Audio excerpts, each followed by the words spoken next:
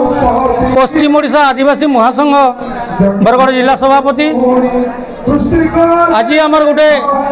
नुआखाई भेट घाट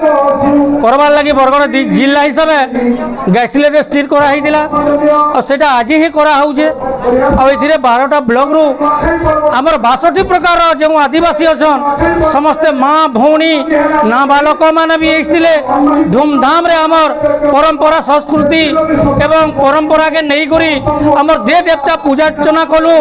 आम नुआखाई परिचय कलु जे नुआखाई परिचयटा हूँ एटा बहुत दिन परिचय है और से परिचय नहीं करी आज डाकी दिलु आज समस्ते आते किंतु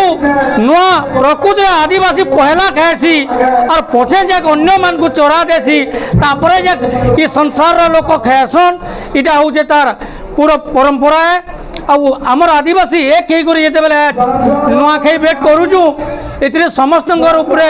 समस्त मने समस्त मन भितर गोटे बहुत उत्साहर लहरिया जाइए और आगामी दिन में भी जो आमर आदिवासी मानकर हक अधिकार रहीचे ताके आज सरकार विभिन्न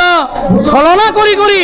आज अलगाबार लगी आमर परंपरा के अलगे देवार लगी योजना करुचन एटा नहीं हो पारे जदि इटा हेबा सारा राज्य रे निया लगाबार लगी भी आदिवासी एक हेबे इटा आमर आह्वान है। और आमे भी मीडिया बंधु मान को अनुरोध करुचु ये कथाटा